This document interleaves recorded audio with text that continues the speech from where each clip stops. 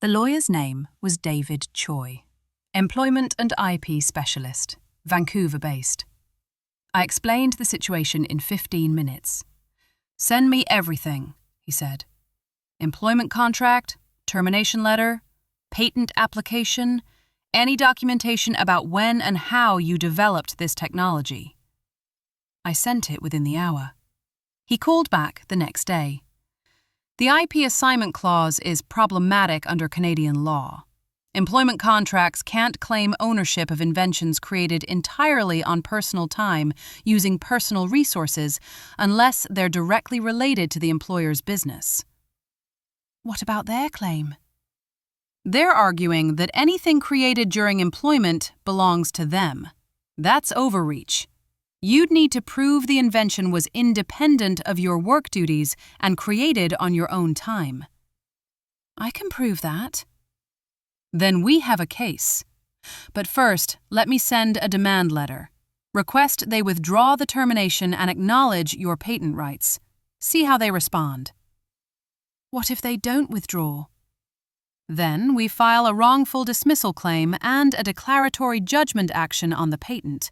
But litigation is expensive and slow. Let's try negotiation first." "Send the letter." The demand letter went out April 8th. Professional, direct. Key points. The employment contract's IP clause exceeded permissible scope under Canadian employment law. The invention was developed independently, outside work hours, using personal resources. The invention was not related to company business or products. Termination based on this claim constituted wrongful dismissal. Demand. Withdraw termination. Issue written acknowledgement of patent ownership.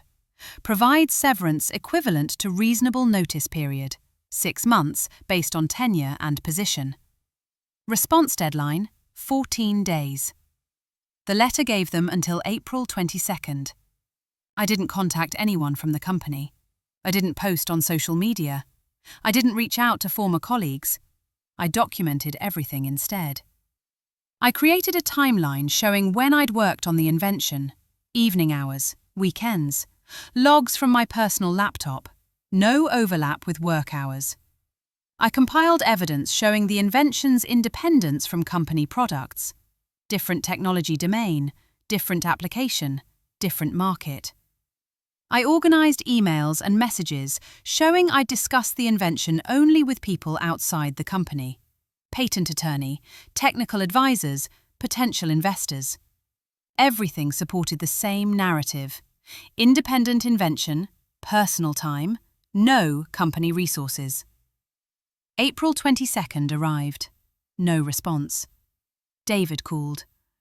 "They missed the deadline." "What's next?"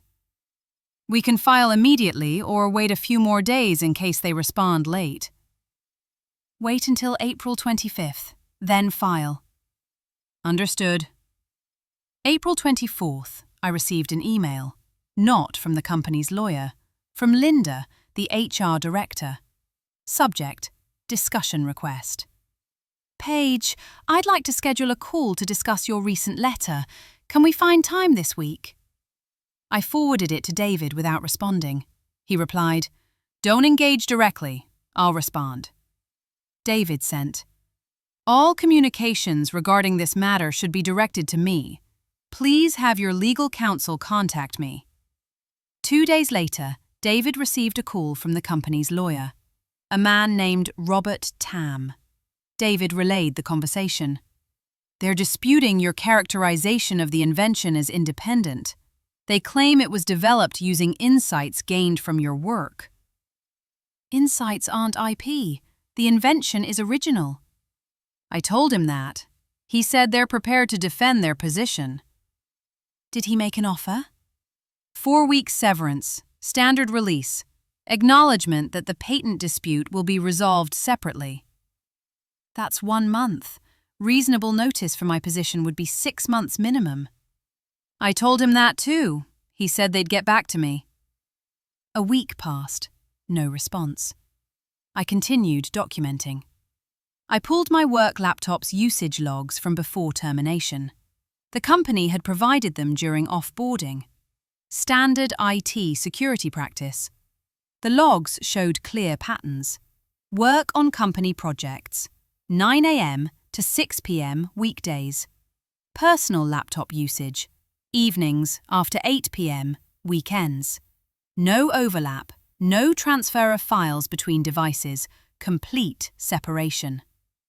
I sent the analysis to David. "This is strong," he said. "Shows clear delineation between work and personal projects." 2 weeks after the initial demand, Robert called David again. "They're offering 8 weeks, David told me. Still inadequate." "I know, but there's something else. They're claiming that even if the invention was developed on personal time, it's related enough to company business that the assignment clause applies." "How is it related?" "They say you used knowledge of data systems gained through your employment." "General knowledge isn't assignable. Everyone in this field has data systems knowledge." Exactly what I argued, but they're positioning this as a grey area to justify a lower settlement. What's your recommendation? We could settle at 3 months and move on, or we file and fight for 6 months plus costs. That could take a year in court. I thought about it. Counter at 5 months. If they accept, we settle. If not, we file. I'll send it. The negotiation continued through May. Each exchange took 4 to 6 days. May 2. Robert offered 12 weeks. May 8. David countered with 20 weeks. May 14. Robert offered 16 weeks. May 20. David held at 20 weeks. May 27th. Robert said 16 weeks was final. David called me. "They're stuck at 16 weeks. 4 months' pay. That's not unreasonable given litigation risks." "What about the patent?" "They're willing to sign a document acknowledging they make no claim to it. That's actually significant. Removes any cloud on your ownership." "And the termination record?" "We can negotiate that. I'll ask for it to be amended to termination without cause instead of for cause." "Do that." He sent the response. "Client will accept 16 weeks severance if 1. Written acknowledgement of no patent claim. 2.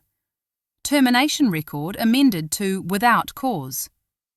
3. Neutral reference letter provided." Robert took 5 days to respond. June 1st. Agreed on points 1 and 3. Point 2 is difficult because the termination was formally for cause in our system. We can provide a letter stating the termination was not related to performance issues. David called me. "They won't fully amend to without cause, but they'll clarify it wasn't performance related. That's useful for future employment." "It's not the same." "I know, but it's movement. The patent acknowledgement is the critical piece. That's your actual value here." I considered it. The patent had potential. The startup world in Vancouver was small. Word travelled. A performance-related termination would be worse than this middle ground. Accept it. But I want the language on the patent acknowledgement to be absolute. No hedging. No "at this time" qualifiers. I'll make sure. The settlement agreement arrived June 8th. 23 pages. I read every word. Key terms. Severance. 16 weeks pay, $52,000 gross. Patent acknowledgement. The company acknowledges that Canadian Patent Application Number, filed by Paige Sutton on March 28, 2025, is her sole property and invention. The company makes no claim of ownership, assignment, or rights to said patent or any related intellectual property. Termination clarification. The company confirms that Ms. Sutton's employment termination was not based on performance deficiencies.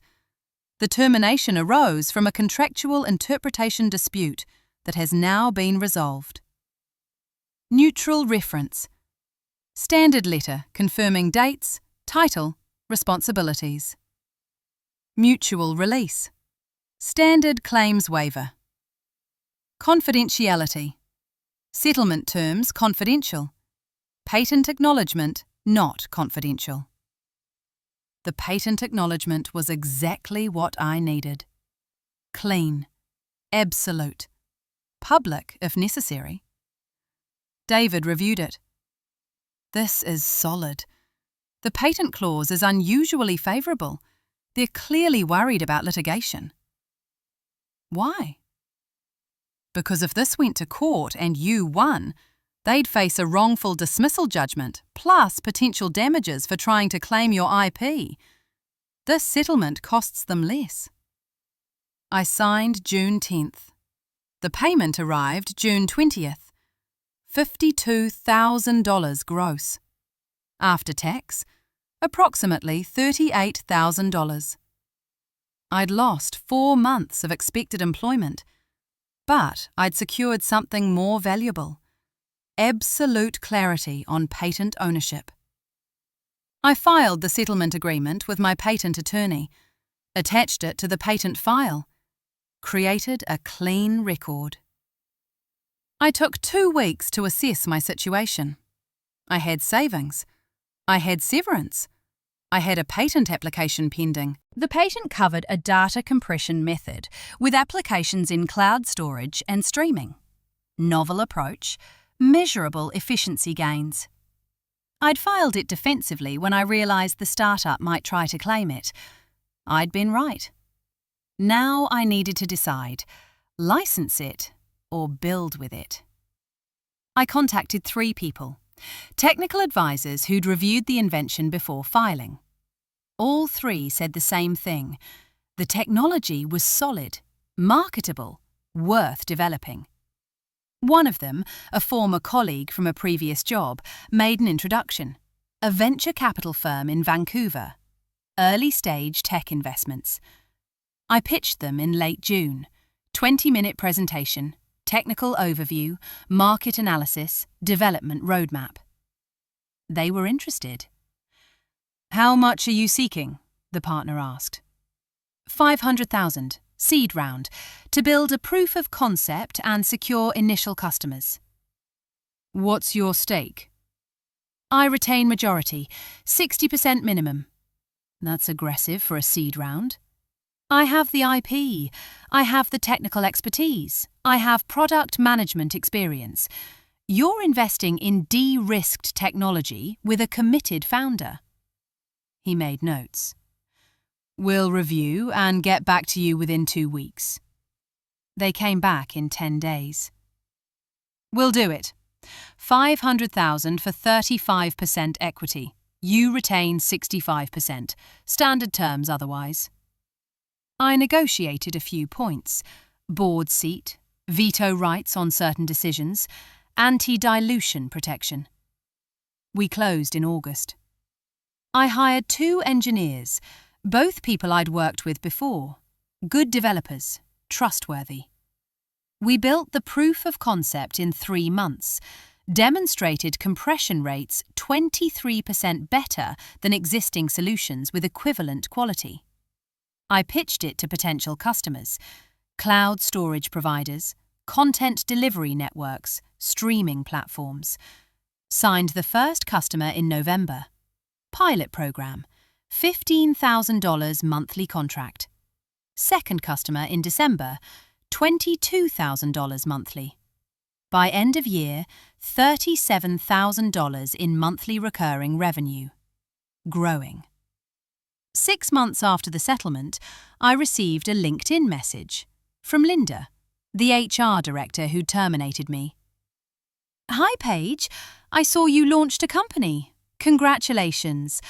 I wanted to reach out because we're looking for data optimization solutions. Would your technology be a fit for what we're doing?" I read it 3 times. The startup that had fired me, that had tried to claim my patent, that had forced me into settlement negotiations. Now they bout to buy my technology. I waited a day before responding. Linda, thank you for reaching out. We're focused on enterprise customers at this stage. I don't think we're a fit for your current scale. Best of luck. Professional, final, no door left open. 8 months after launch, the company had grown. 4 employees, 8 customers, $73,000 in monthly recurring revenue, profitable on an operating basis. The patent had been granted, Canadian patent fully approved, US and EU applications pending. I was CEO and majority owner. The business was mine. One afternoon in March, I received an email from Robert Tam, the startup's lawyer from the settlement. Subject: Confidential Inquiry. Page: I'm reaching out in my capacity as outside counsel to startup name. The company is exploring strategic options and your name has come up in distancing.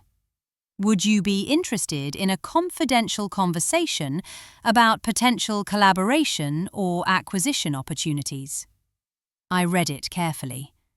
They wanted or protection or something that would give them access to the technology they'd tried to seeking a year earlier. I replied the same day. Robert, I appreciate you reaching out. I'm not currently exploring strategic partnerships or acquisition discussions. If that changes, I'll let you know. Polite, definitive, closed. The bar business continued growing. By month 12, 6 employees, 14 customers, $118,000 monthly recurring revenue. The venture capital firm introduced me to a larger investor. Series A discussions. Scale up capital. I was doing something, not your coming, a clean slate. The selecting the startup that focused about to claim technology they didn't create. Equities forced. Now these what buy it. 18 months after my termination, I attended a tech conference in Vancouver. Industry event, product presentations, networking. I saw Linda across the room. She was talking with other attendees. We made eye contact. She nodded. I nodded back. Neither of us approached. There was nothing to say. The settlement had resolved everything. The patent was mine. The company was mine. The future was mine. I returned to my office the next day, reviewed our pipeline. 3 new customer prospects, 2 existing customers ready to expand. The team had a product roadmap meeting scheduled, feature prioritization, development timeline. Normal work, growing company, clean IP. I opened my laptop, checked the patent status. All jurisdictions active, protected. Then I reviewed the settlement agreement one final time. Not because I needed to, because it reminded me of something important. Documentation protects. Timing matters. Strategy wins. They'd tried to take my invention. The contract had protected them. Until it didn't. I closed the file, turned to the day's work. The company was growing. The technology was proven. The path was clear. Exactly as it should be.